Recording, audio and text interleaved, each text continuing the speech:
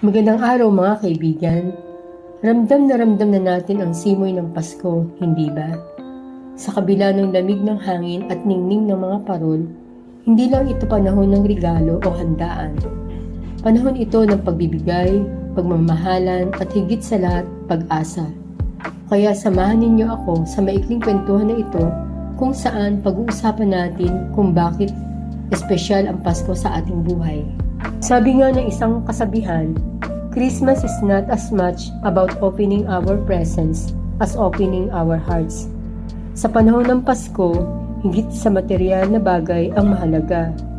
Ang pagbibigay natin ng oras, pagmamahal at pag-unawa ay nagiging tunay na regalo na hindi nasusukat ang halaga. Ang Pasko ay paalala na sa gitna ng mga pagsubok sa buhay, mayroon tayong pagkakataon na muling magbigay liwanag sa ating paligid. Katulad ng mga parol na sinisindihan natin, hindi dahil kailangan, kundi dahil nais nating magbigay kulay at pag-asa sa gabi.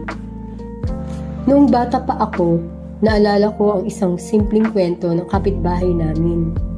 Hindi sila mayaman, pero tuwing Pasko, bukas ang kanilang bahay para sa kahit sinong dumaan. May simpleng sopas at tinapay para sa lahat. Hindi nila iniisip kung sapat ba iyon o kung ano ang tingin ng iba. Ang mahalaga sa kanila, may maibahagi. At alam niyo ba, ang simpleng tradisyong iyon ay nagdiwan ng malalim na bakas sa puso ko. Ito ang tunay na diwa ng Pasko. Ang pagtanaw, hindi sa kung anong kulang, kundi sa kung anong meron tayo na maibabahagi sa iba. Ngayong Pasko, tanungin natin ang ating sarili. Paano natin mas mapapasaya ang iba? Hindi kailangang magarbo. Maaring isang simpleng ngiti, isang yakap, o isang tawag sa mga matagal nang hindi nakakausap.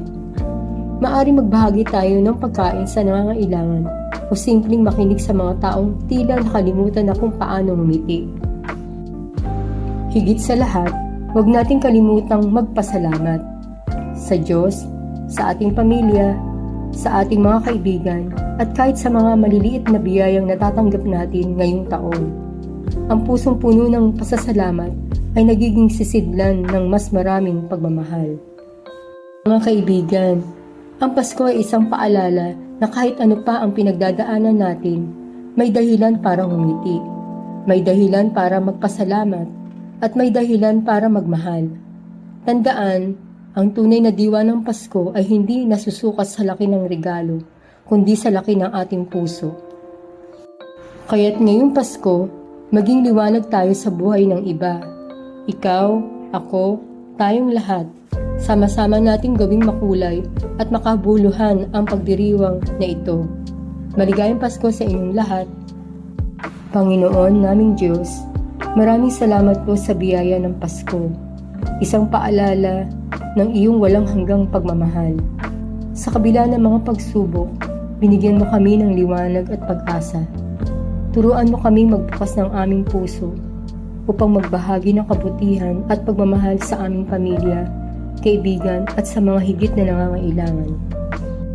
Naway maging instrumento kami ng iyong kapayapaan at maging liwanag sa mga pusong nawawalan ng pag-asa.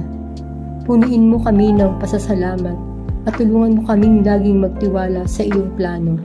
Ito ang aming dalangin sa pangalan ni Jesus. Amen.